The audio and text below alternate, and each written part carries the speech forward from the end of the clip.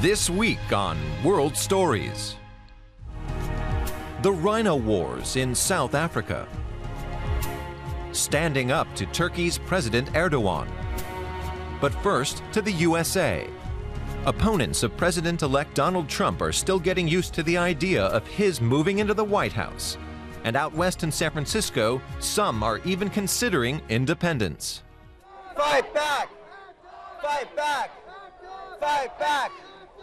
For Jared Neal, the fight against Donald Trump is not over yet. Go away!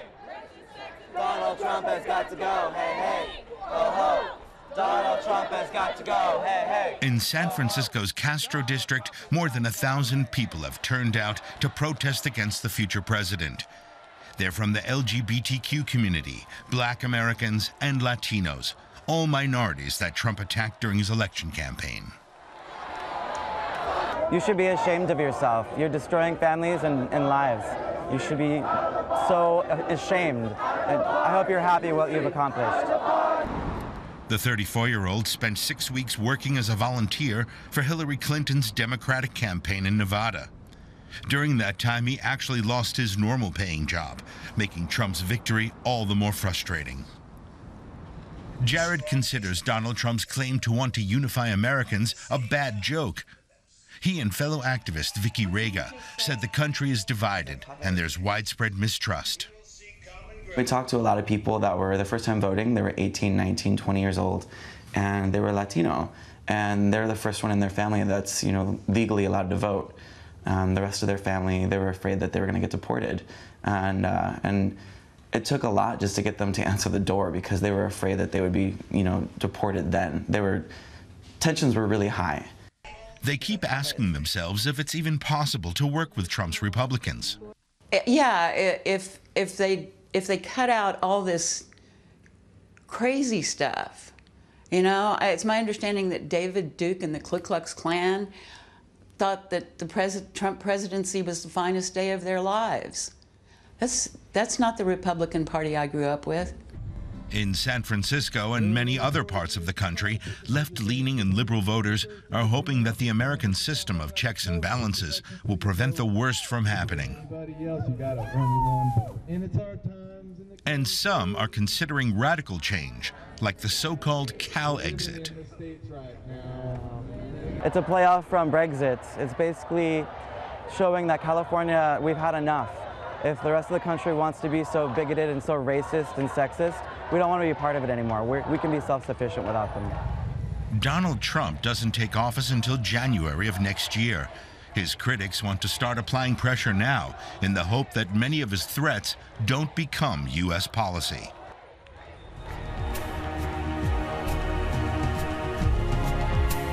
To South Africa now, where the number of rhinos being killed for their ivory is soaring. Poachers earn some $500 per animal, but the individuals controlling this illicit trade earn much more. Africa was once populated by hundreds of thousands of rhinoceroses, but today the species is almost extinct.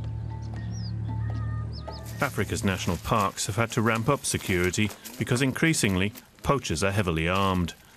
Wildlife preservation is turning into a war. These rangers in South Africa's Kruger National Park don't want to be recognised out of concern for their family's safety. Rangers, we used to focus more on environmental stuff, and with time it seemed to have been a switch of us being more military in some ways. Like you can see, I'm carrying a rifle. When rangers manage to arrest poachers out hunting rhinos, they're sent to court. Most of them are young men. They destroy their own lives. I mean, they get to go home after 10 or 20 or 30 years, leaving the family devastated with absolutely no income, because to the best of our knowledge, the crime bosses don't worry about the family. The men, many of whom come from Mozambique, receive about $500 for a successful hunt. That's a lot for the impoverished people here. A desire for some kind of affluence leads these people to take risks they can barely begin to calculate. A lot of them spend their earnings in one weekend. Then they go back out hunting till they eventually get caught. Lawyer Mike Nonyani often defends young poachers. Around 400 of them are tried in the court every year. The syndicates or the dealers, they can approach anyone. Looking at their educational background and their reasoning capacity, they tell them there's a lot of money. They don't tell them about the risk involved. So I would say they are victims as such. The real profits are made by the ivory smugglers, and Africa's wildlife is rapidly disappearing. If the killing continues, there'll be no more wild elephants and rhinoceroses left there by the middle of this century.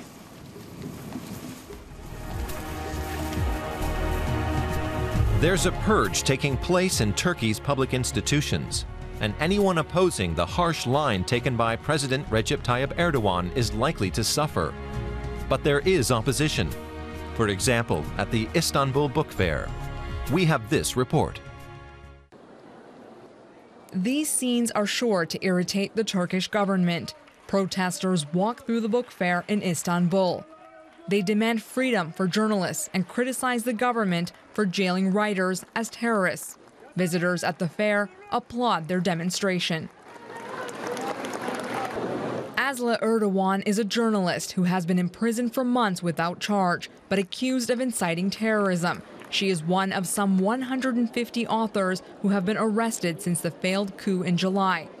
At this fair, many stand in solidarity, including Burhan Somez.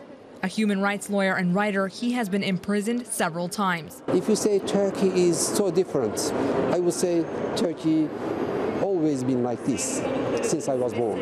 Maybe sometimes it's a bit worse, or maybe much worse. Here, the crisis seems far removed. A destination for families, crowds bustle throughout the fair as publishers offer bargain prices. The books of exiled journalists such as Jan Dündar can also be found.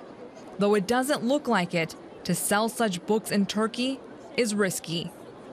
Well, this is a 35-year-old publishing house, so we have been through a coup, changing governments, economic crises. So being a publisher in Turkey, if you're not just a new baby publishing house, you have to be ready to cope with all kinds of oppression. Within this charged atmosphere, Germany is a guest of honor at the book fair. For 4 days, writers from both countries meet to talk about literature, but also to discuss the threats to free speech. A balancing act for organizers of the German contribution. They think politicians have a role to play.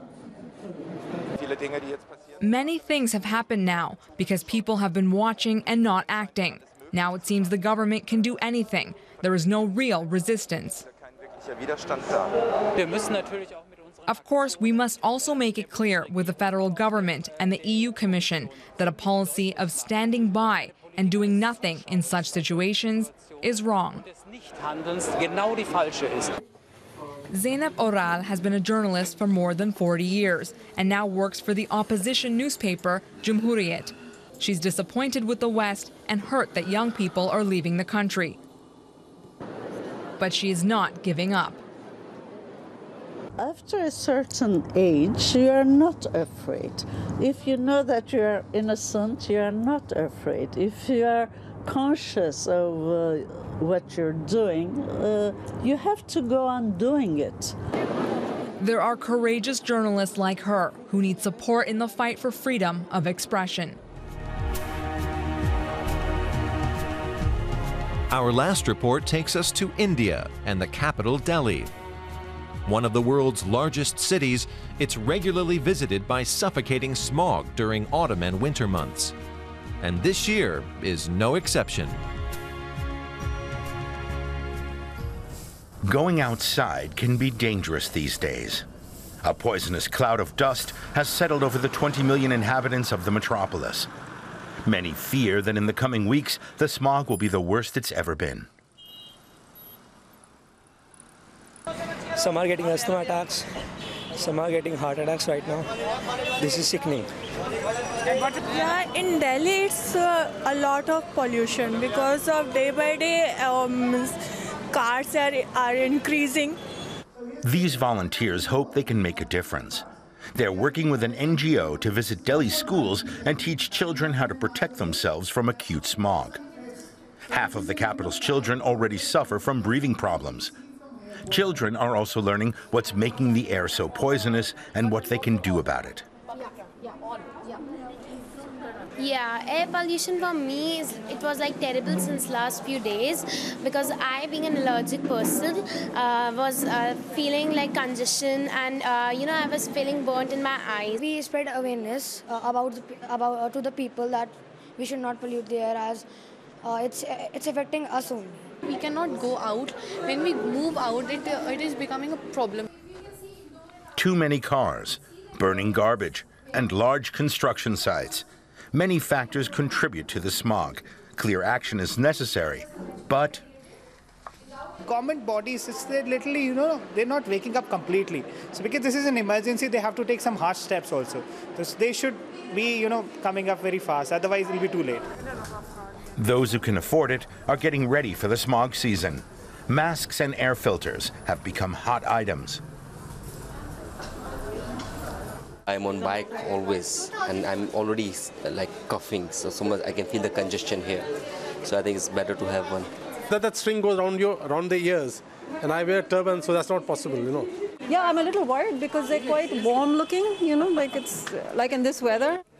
Wearing a mask doesn't reduce the pollution, but at least it gives people a feeling they're doing something positive for their health.